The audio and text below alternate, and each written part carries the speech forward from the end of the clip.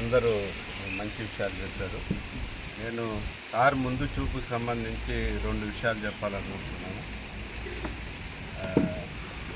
బడి రుణం తీర్చుకుందామని చెప్పేసి గత 7 సంవత్సరాల క్రితం అప్పుడు తెలుగుదేశం ప్రభుత్వం కార్యక్రమాలు చేశారు స్కూల్స్కి సహాయం చేసేదానికి.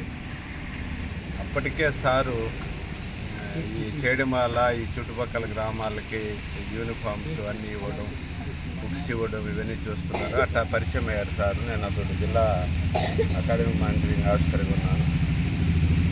నేను గమనించింది ఏంటంటే ప్రభుత్వం ఈ పౌష్టికాహారానికి సంబంధించి గోరుముద్ద అనే పేరు పెట్టకముందరే సారే స్టార్ట్ చేసి రాజనేని గోరుముద్ద అని చెప్పేసి, అంటే సార్ దూరదృష్టికి ఉదాహరణ.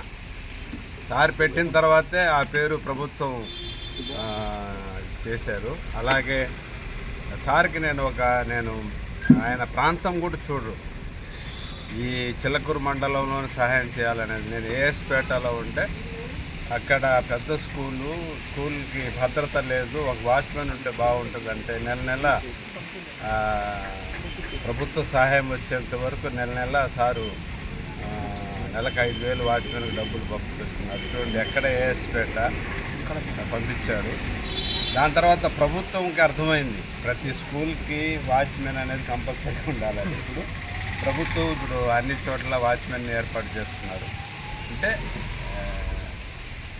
గ్రౌండ్ లెవెల్లో వచ్చే ఇబ్బందుల్ని చాలా వేగంగా ముందుగానే గెస్ చేసి పెడుతుంటారు. అలాగే ఏదైనా దేశంలో జరిగే కష్ట నష్టాలు కూడా ఒక బుల్లెట్ లాగా ఒక పాయింట్ వదులుతారు సార్.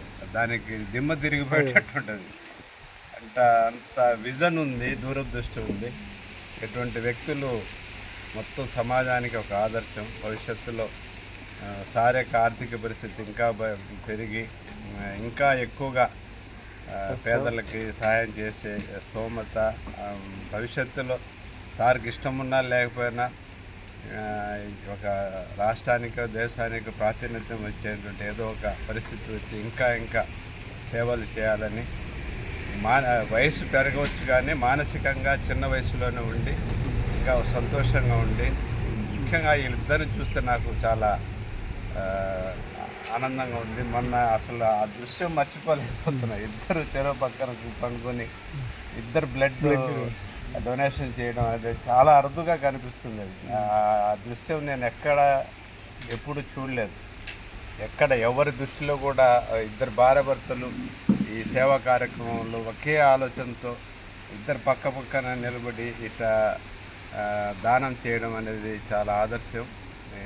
ఈరోజు జన్మదినోత్సవం సందర్భంగా సార్కి మరి ఇంకోసారి నా తరఫున శుభాకాంక్షలు జరుగుతూ, ఈ మొత్తం సృష్టిని కారణమైనటువంటి సర్వేశ్వరుడు ఆయన భవిష్యత్తు బంగారమయంగా ఇంకా ఎక్కువ మంది సేవ చేసే శక్తి సార్కి, ఆ విధంగా ఆయనకి ఆర్థికంగా వెసులుబాటు ఉంటే ఇంకా ఎక్కువ మందికి చేస్తారు. అది చేసే విధంగా దైవ సహకారం కావాలని కోరుకుంటూ నన్ను ఈ కార్యక్రమంకి వచ్చే అవకాశం కల్పించిన మా బాబురావు చెప్పకపోతే మర్చిపోయిన వాడిని బాబురావుకి ధన్యవాదాలు తెలియజేస్తున్నాను.